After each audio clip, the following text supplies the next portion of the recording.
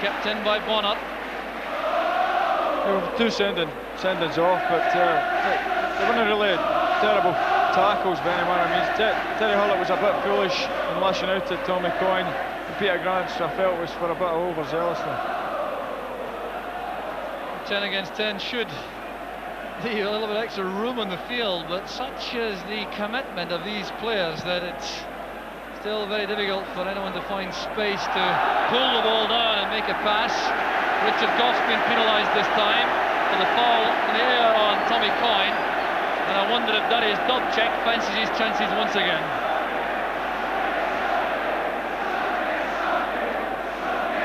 Well, it's certainly within his range, Jock, and probably round about the same distance when he scored his first half rocket. Just about 30 yards.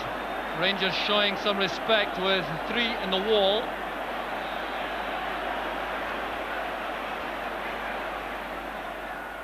Dobchek again, this time it's blocked well by Goff. Miller battling with Houstra. Here's Paul McStay. Well tackled by Houstra. Now Miller. Fine play from McStay, and that pass would have been troublesome for Rangers but for Monroe's alertness.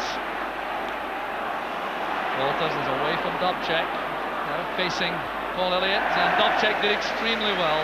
Showing a good turn of pace there, the Polish international.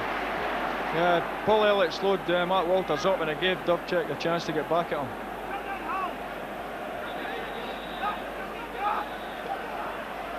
Corner kick to be taken once the Celtic players withdraw far enough.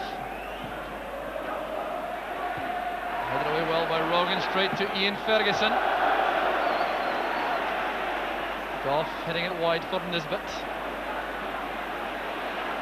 He started his career at Ibrox as a striker, so he's not unaccustomed to being in that kind of position.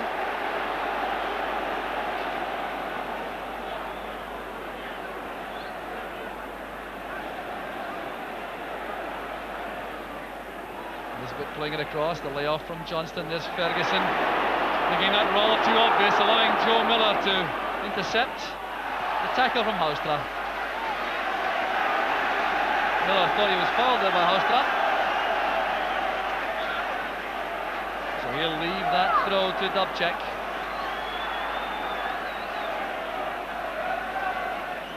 Past the 3/4 mark in the match. Celtic settled on this 2-goal lead, but Rangers still battling on in determined fashion. The long ball would have caused problems had Monroe been able to give some air to that ball. He could have found Mark Hateley in space going through the inside right position. And Mark Hateley pulls off his defenders very well away to the back post area, and if that ball had been delivered by Stuart Monroe, then he might have found himself in the clear. Well controlled by Craney, and the tackle from Nisbet was a very effective one. This is McStay and Rogan. Collins to Rogan. Well, this is good play from Celtic in the circumstances, keeping the ball very well indeed. Collins caught late by Stevens. There's Rogan with a cross. Fine handling by Woods. The referee having a gentle word there with Gary Stevens off the ball in view of the tackle late on Collins. A good use of the advantage rule though by the referee. Hateley coming back to challenge Collins.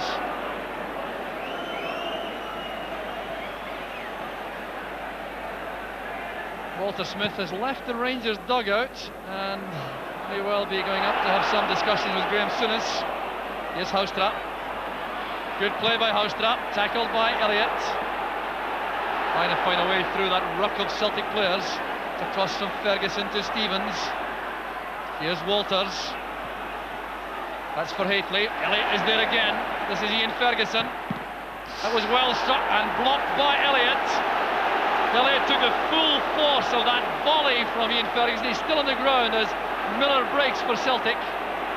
Taking on Stuart Monroe, he may try to go all the way on his own. And the pass going behind Tommy Coyne. Paul Elliott is still on the ground, feeling the effects of that shot from Ian Ferguson. And that means, of course, there can be no offside. He's still there as Dobchek thumps the ball out of play, and that will allow treatment for Elliott. Well, Elliott's contribution there defensively was so important, but there appears to be blood coming from his face. He's taken that straight in the face, that shot from Ferguson, and just look at the blood there from the mouth. Well, he won a very important cross from Walters in the first instance, then threw himself in front of Ferguson's shot, and there's the damage which has been inflicted. What a tower of strength he's been, Alec. Yeah, he took a thunderous whack in the chest there, just in the face there. He's got a bit of blood coming from his lips there. Yeah, it was a thunderous hit by Ian Ferguson. It looked as if it was going to trouble Pat Bonner at any rate. It was on target, but it hit Paul Elliott full in the chest. Well, Paul Elliott celebrates his 27th birthday tomorrow, and it looks as though it may involve a trip to the dentist with a look at that damage. And Ian Ferguson, who celebrated his 24th birthday on Friday, showing once again his incredible shooting power. It's not been the easiest of matches for Ferguson so far, coming back after a long spell of injury. Now, it would be very sad for Celtic if they had to do without Paul Elliott, but he's clearly in a substantial degree of distress. And I wonder if he was in fact winded with that shot in the chest, that perhaps took the face injury in the earlier aerial challenge. And he is going to leave the field now. Billy McNeil on his feet. Well, it's a very sad sight for Celtic. He has been absolutely outstanding throughout the match for Celtic. And Mark McNally, I think, will have to come on this time. And that will mean, I think, Darius Dubček going to centre back. Elliott complaining, I think. He doesn't want to leave. He doesn't want to leave the field. The doctor is there with Brian Scott, the physio. Still a lot of discussion going on about whether a change should be made as Ian Ferguson shoots again. And it's turned past by Pat Bonner. No, the referee says it's a goal kick. It wasn't saved by Bonner. So here's Johnston playing the ball across for Ferguson. Shooting the ball there, and Bonner at full stretch. I thought initially he'd got a fingertip to the ball. So changes now being made. Stuart Munro is going off, and on comes Tom Cowan, but Paul Elliott has returned to the fray. Well, he's had a change of jersey. Tom Cowan has come on in the midst of all that to replace Stuart Munro, who may be labouring just a little after the long layoff. So there's the change for Rangers. The second substitute committed. Paul Elliott has insisted on returning to the fray.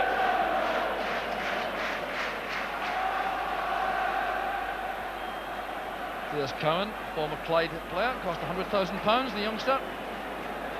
On at left back for Rangers. Stevens with the header. There's Rogan forward. Now Trainee. Through the gap it goes for Tommy Coyne. Nisbet was quick and alert. Good play by Nisbet. Yeah, I think it was just an oil change. Paul Elliott went off over there. I think you'd have to shoot the big man to get him off this park today. And no way inhibited, and he goes for that high ball with Hateley. Neat play from Johnston. There's Rogan. Coyne stepping away from Stevens. Miscue there by Collins. Houstra has Walters over on the right, but Derek White is quick enough to turn that back. The Celtic defence looks sure-footed today. They've been criticised this season, but they just look as if they've been playing together for a number of years. Very solid, good understanding.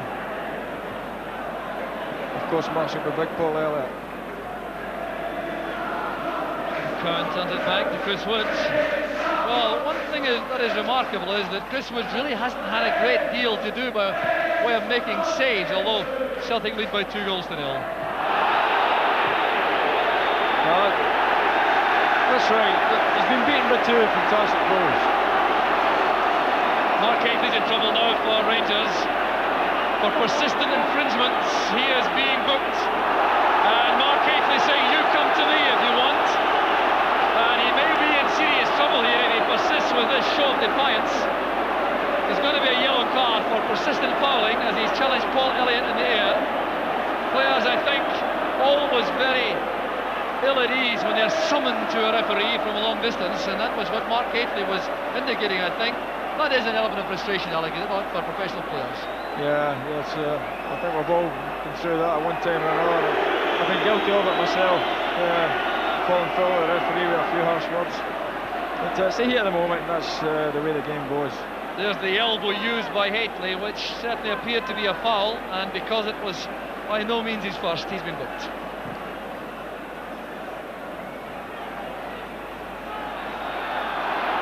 Wrestling match there involving Coyne and Stevens. Walters thumps the ball against Tommy Coyne, and referee Andrew Wardle being forced to call upon all his experience now to handle what has turned out to be an incident-packed match. Well, the Celtic bench will be concerned, I think, simply to retain this lead till the end. They have 13 minutes plus stoppage time to survive if they're to knock Rangers out of the cup.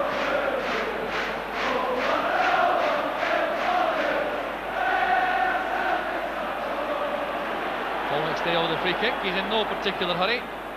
Playing it up the line to Rogan. There's McStay taken out of the play by Johnston. Well, that would certainly incense the Celtic supporters. The former Celtic player, Maurice Johnston, going in heavily on McStay. There's a little feeling out there in the field involving Johnston and Paul McStay.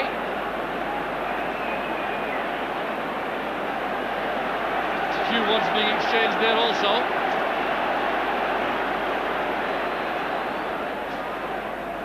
Great dummy there by Coyne. Here's Craney. Coyne is onside. I think he was hoping there for a corner kick. Not taking the ball to the corner flag in this torrid atmosphere really is taking your life in your hands. Coyne has survived though, and Celtic have the throw.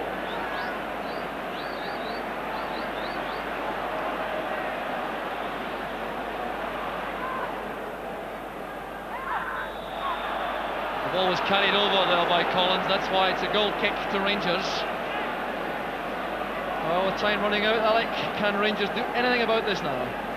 It looks beyond them. I felt that Celtic, the way they started the game, it looked beyond Rangers even at that early stage. But Celtic, a couple of silly things just creeping into the game at the moment. Jock, tempo's getting a wee bit frayed. A couple of late tackles off the ball. Mark Walters is in trouble. It could be very serious indeed. He made one very rash tackle a moment before. The referee allowed Celtic the advantage rule, but after the ball had gone, Walters clashed again with Tommy Coyne, and he too has been ordered off. Sheer mayhem here at Celtic Park as Walters follows Terry Harlock and Peter Grant up the tunnel, and we'll see why from this incident here. There was the initial clash, Walters and Tommy Coyne. Now Walters got away with that, but that was the second attempt. Now the incident was not yet over. It was after that that Walters continued the chase on Coyne and committed the offence which resulted in the ordering off. So here was the chase. Walters continued there. There was Tommy Coyne, and there was the elbow and the collision there which resulted in Walters' dismissal. Well, he certainly didn't make the task too difficult for referee Waddle with that act of folly. So it's 10 for Celtic against 9 for Rangers. It's 2-0 to Celtic, and time is rapidly running out. Richard Gough is pushed forward to join the attack. It's all or nothing now for Rangers. Houstra plays that to the near post, but it's stopped by Bonner. Yeah, as I said, I felt there was a couple of silly things creeping into the Rangers players' play. Matt Walters, just before that incident, had kicked the ball off Tommy Coyne's legs out in the far touchline. Okay, they're frustrated, they're 2 goals down, but they've got to learn to keep their head. And experienced players like Mark Walters should know that, especially players like him. Ian Ferguson going in heavily on Paul McStay. And the Celtic supporters in the stand reacting towards Graham Souness in the director's box. Well, With every Rangers tackle, Graham Souness is certainly having a message conveyed to him by these Celtic supporters as Craney tries to break.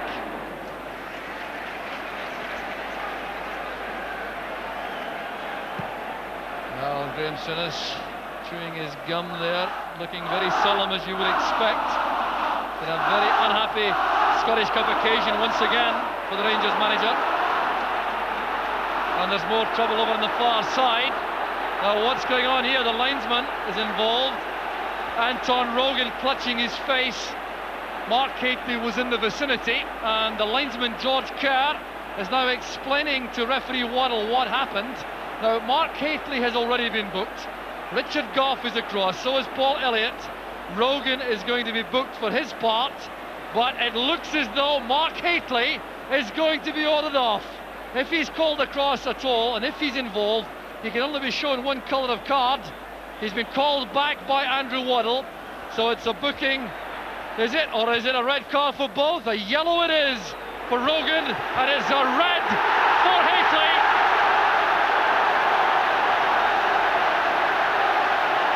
The long walk for Mark Hateley. He lost his head without question as the game wore on. And the inevitable result is an early bath for the England international. So now it is 10 against 8. Rangers with 3 men ordered off for an off-the-ball incident there. Mark Hateley clashing with Anton Rogan after the ball had gone, right in front of the eyes of linesman George Kerr from Larbert. And referee Waddle left with no option at all once again, and Rangers clearly now have completely lost their heads. It's a real tragedy for the game, there's no question about that, the fact that things have developed as they have.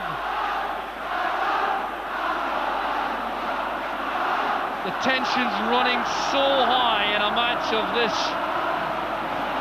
intensity, and Rangers clearly with that 2-goal deficit and things not going their way, beginning to lose their heads. There's Coyne playing it forward. Over on the near side here is Joe Miller taking on Tom Cowan. Cowan was quick enough. Well, the big hope now, Alec, really is that we can get to the end without any more trouble on the field. Yeah, well, there's been 4 sendings off, but I don't think any of them have been for particularly bad fouls, or it's not been a dirty game. It's just been petty, silly things, and probably from players who should probably know better. Well, Peter Housetrott replaced Trevor Stephen early in the match, but he's had very few chances to demonstrate his skills. So much has been the dominance of Celtic at the key phases of the match. Backing in by Craney on Gough. Here's Ian Ferguson. And I hate to introduce one other point to these proceedings. These sides meet again 1 week from today in a league match.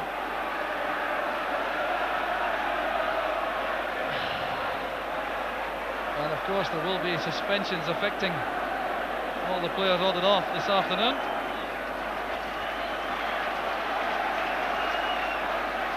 Well, it is also quite remarkable the fact that among the Rangers players, all 3 who ordered off are Englishmen.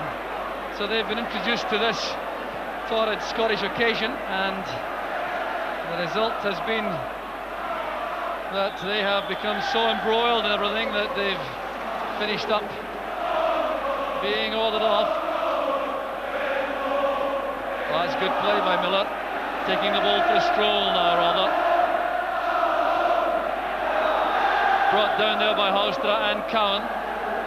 So a sea of Celtic scarves behind Chris Woods now.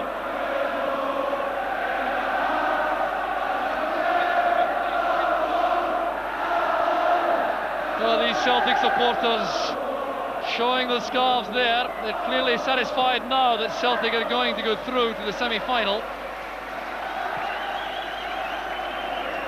So 4.5 minutes left for play, plus any stoppage time, which referee Andrew Waddle feels inclined to add. I have the feeling too that there won't be too much demand on the part of the Rangers players for that to continue when the deficit is 2 and not 1.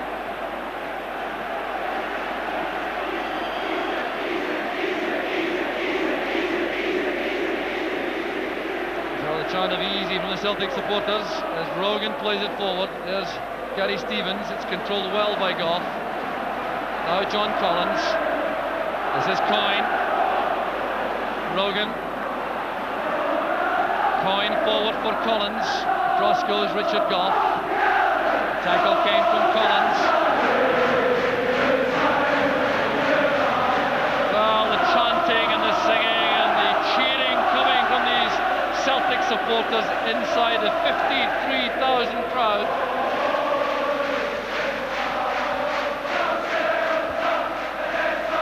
And once again, it looks as though the Rangers Scottish Cup jinx continues.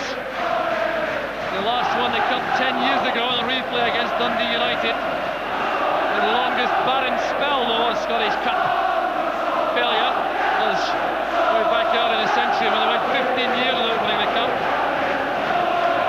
It looks as though it's going to be at least 11 now, unless they can produce a miracle with their remaining 8 players against the 10 of Celtic.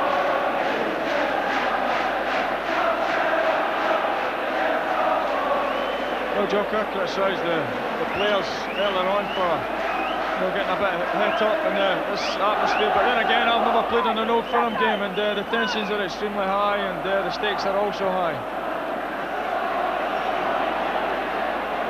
This is Rogan. Now Collins. Back with Derek White. The offside flag stays down. Here's a great chance for Critty to make it 3. Holds his head in anguish. Chances don't come any better than that in Old Firm matches. Well, this would have set the seal an excellent performance from Celtic and from Jerry Crenny. He was onside here, he collected that. Played the ball wide of Woods and wide of the post.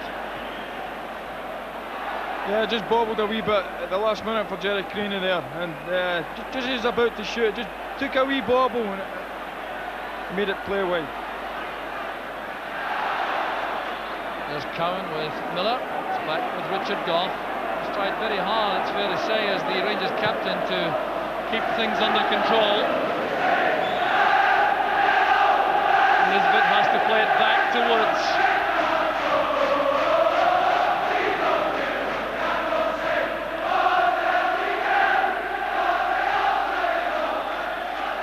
A bit of elbowing there by Houstra while the ball was in the air.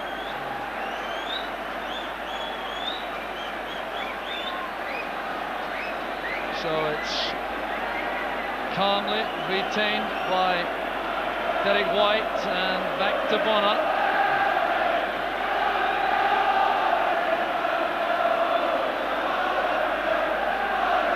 Here's Rogan. A long way back to Bonner. It's only a question now if the Celtic is seeing out time safely. 1 minute plus stoppage time to go.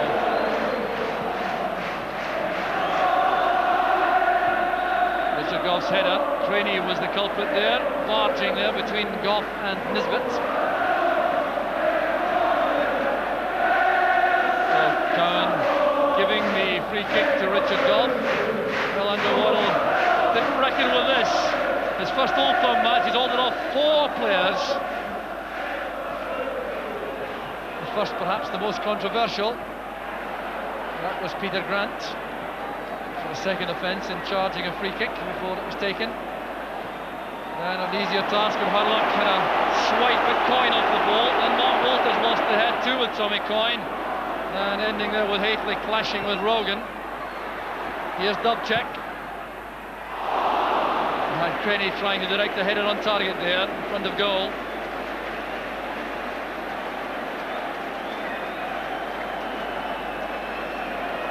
But the happier aspect of the match has been the play of Celtic, especially in that first half when they scored through Jerry Crenny and then Darius Dubček.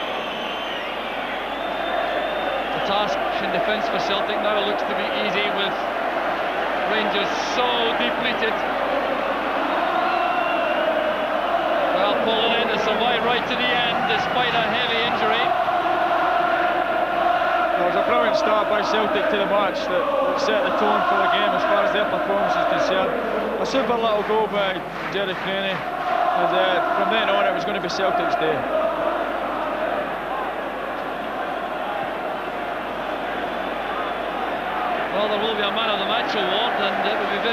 see past Paul Elliott. Well, there are a number of contenders, and this afternoon it turns out all wearing green and white, I reckon. Yeah, well, I don't think you can really fault any of the Celtic players' performances today. And you could have picked maybe any one from well, in fact the whole 11. Apart from Big Packy, he's not had much to do. Ian Ferguson getting a word from referee Waddle for that tackle on Miller. Celtic retain possession. There's Rogan. Good running by Collins. Across goes Nisbet. Well judged tackle. He wants to throw, but he's not going to get it, Nisbet. Nisbet too has lost his head, it would appear. There's protests there towards the referee, resulting now in a booking. Gary Stevens too showing his frustration. And in the meantime, the Celtic players can look on calmly. They're surely now through to the semi-final of the Cup. There's Rangers who've had all the problems this afternoon. Problems in terms of matching the Celtic play, problems in terms of discipline. Celtic now still retaining possession as they probe for a third. Here's Dubček.